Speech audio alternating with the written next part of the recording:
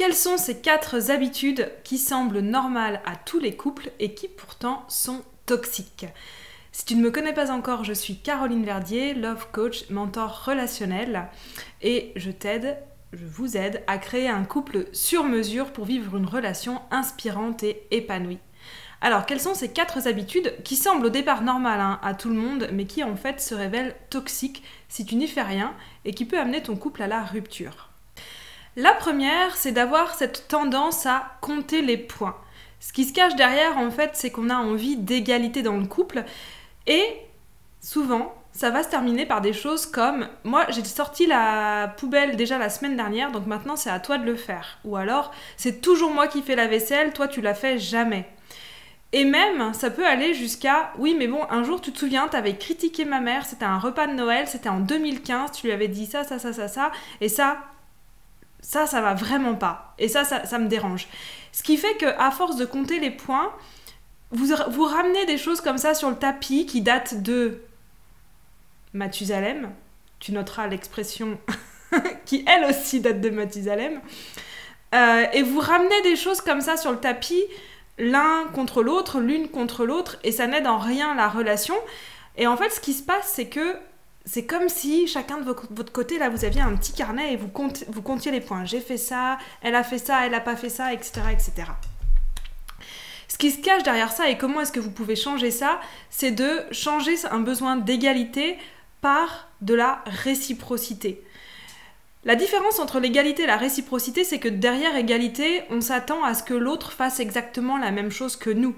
Puisque nous, on a nous-mêmes comme manière de voir le monde, donc on s'attend à ce que l'autre agisse de la même manière que nous, on l'aurait fait dans telle ou telle situation. La réciprocité, elle est, comme son nom l'indique, on va chacun faire pour la relation, mais par contre, on ne va pas attendre de l'autre qu'il fasse exactement la même chose qu'on aurait fait. C'est-à-dire, je passe l'aspirateur, tu fais la vaisselle, je passe l'aspirateur, tu t'occupes des enfants, tu fais les courses, enfin... Voilà, on n'est pas en train de compter les points ni de faire exactement la même chose. À partir du moment où on est 2 personnes engagées dans la relation, on est dans la réciprocité. La deuxième habitude toxique que je vois le plus souvent dans les relations, c'est de rendre l'autre responsable de tes émotions.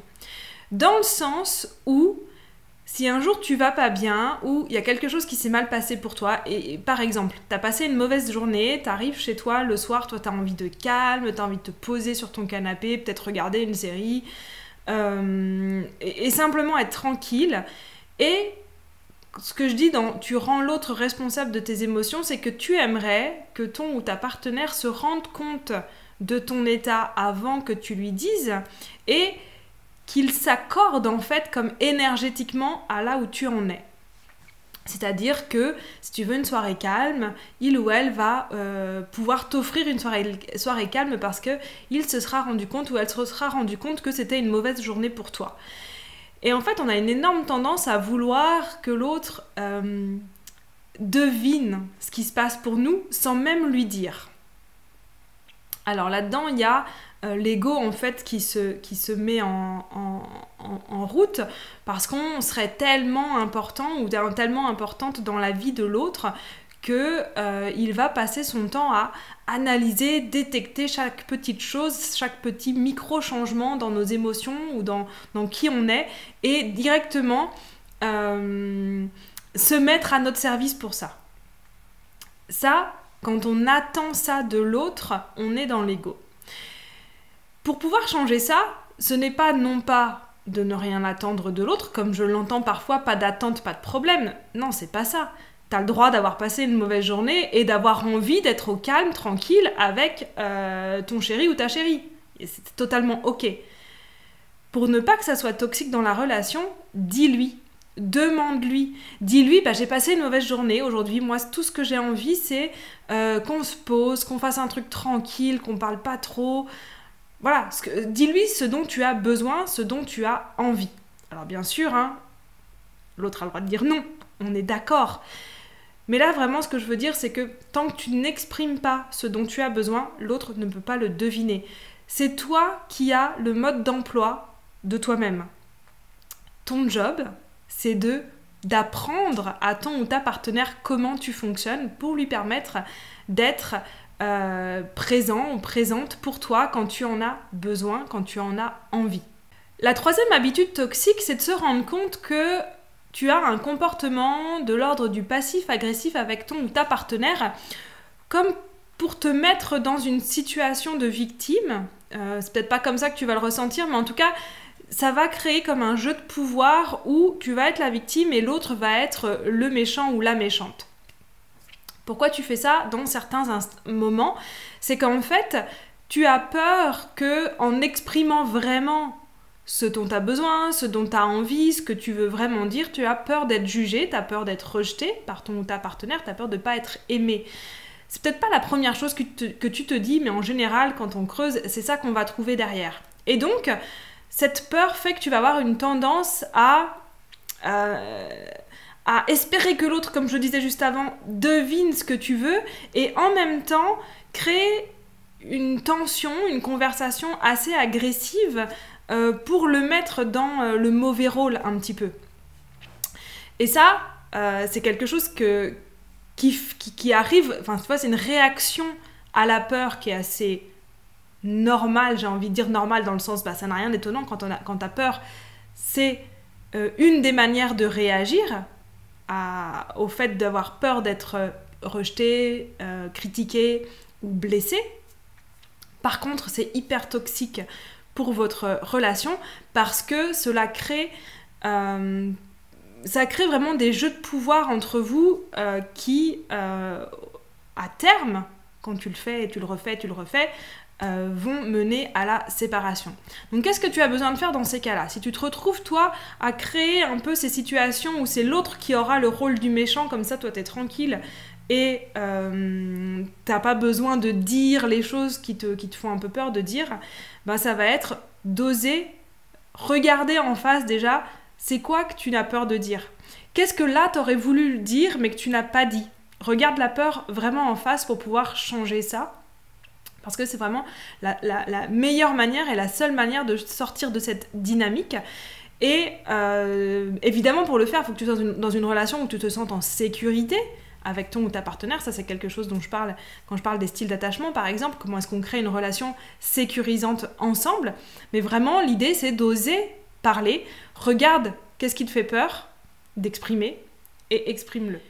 Et la quatrième habitude toxique que la majorité des couples fait sans même s'en rendre compte, c'est de prendre la relation en otage en critiquant l'autre. Par exemple, si à un moment donné, ton ou ta partenaire se comporte de manière un peu froide avec toi, un peu évitante, plutôt que de dire quelque chose de l'ordre de « je te trouve assez froide là dans cet instant et je me demandais pourquoi », tu vas dire quelque chose comme « Oui, mais de toute façon, à chaque fois qu'il se passe ça, t'es super froid ou t'es super froide avec moi et puis ça me va pas, moi je veux pas continuer comme ça. » Tu vois, au lieu de partir de l'instant, du moment où tu as remarqué ça, tout d'un coup, c'est devenu dans tous ces moments-là, tu deviens quelqu'un de froid. Et donc, c'est toute la relation, c'est la totalité de la temporalité de la relation qui est prise en otage, en fait, par cette critique. C'est pas juste un endroit avec quelque chose de très précis qu'on peut changer, c'est la totalité de la relation. Et chaque fois que tu prends la totalité de la relation en otage en disant « t'es toujours comme ça, tu fais jamais ci ou tu fais toujours ça », ou à chaque fois qu'il se passe tel ou tel truc, tu deviens agressif, tu deviens froide, ou t'es plutôt dans la fuite, dans l'évitement, etc., etc., tu prends en fait la relation totale en otage et ça, à force, ça crée vraiment des tensions, des conflits, ça crée du drama un petit peu en fait, enfin pas un petit peu, ça crée du drama là où il n'y en a pas besoin parce que sinon tu pourrais régler les problèmes juste de manière très précise. Et c'est vraiment comme ça que je t'invite à faire la différence, à changer ça, c'est que si tu te rends compte que tu fais ça, plutôt que de dire t'es toujours évitant quand je te parle de partir en vacances chez mes parents, juste dans l'instant. Ok, là je viens de demander si on pouvait passer un week-end chez mes parents et je sens que t'es un peu hésitant et que t'as pas trop envie de ça. Est-ce que c'est ça qui se passe pour toi là maintenant? Mais juste dans l'instant. Reviens au moment présent et règle les problèmes l'un après l'autre plutôt que d'en faire des montagnes en disant c'est toujours comme ça ou c'est jamais comme ça. Dis-moi en commentaire si tu te reconnais dans une ou plusieurs de ces habitudes toxiques et si ça te donne envie de les changer. Et si ce n'est pas encore fait, je t'invite à faire le quiz des relations sacrées pour découvrir quel est ton archétype et pour savoir comment, avec cet archétype-là, tu peux te créer un couple sur mesure, inspirant et épanoui. À très vite!